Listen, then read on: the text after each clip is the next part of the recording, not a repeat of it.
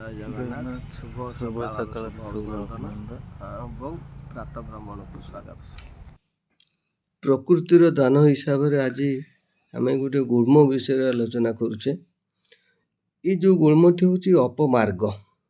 ସାଧାରଣତଃ ବଣୁଆ ଜାଗା, ଜଙ୍ଗଲିଆ ଜାଗା, ରାସ୍ତା କଡ଼, ସାଧାରଣତଃ ଯେଉଁଠିକି ଲୋକମାନେ ବେଶୀ ଯିବା ଆସିବା କରନ୍ତି ନାହିଁ, ସେଇଭଳି ଜାଗାରେ ଏ ଗୁଳ୍ମଟି ଲାଗିଥାଏ।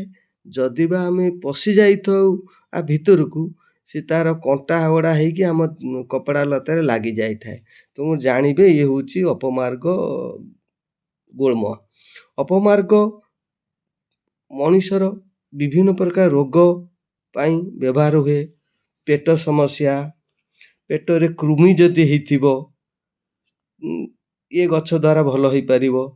କଫ, ସର୍ଦ୍ଦି, କାଶ ଯଦି ଟିକେ ହବ, ଏଇ ଗଛକୁ ବି ବ୍ୟବହାର କରାଯାଇପାରିବ।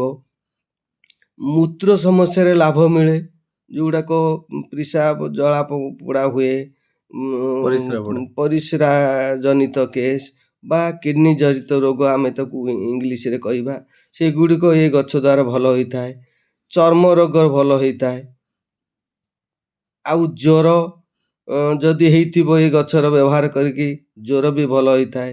ତେଣୁ ପ୍ରତ୍ୟେକ ଜିନିଷର ମୂଲ୍ୟ ଅଛି ବା ଉପକାରିତା ଅଛି, ତାକୁ ଆମେ ଜାଣିବା ଦରକାର। ଭଗବାନ ସବୁ ଜିନିଷ ପଠେଇଛନ୍ତି, ତାକୁ ଜାଣିଲେ ତାକୁ ବ୍ୟବହାର କରାଯାଇପାରିବ କେମିତି, ସେ ବିଷୟରେ ଟିକେ ଅନୁଧ୍ୟାନ କଲେ ଭଲ ହେବ। ୟାକୁ ବ୍ୟବହାର କରନ୍ତୁ, ଭଲ ରୁହନ୍ତୁ।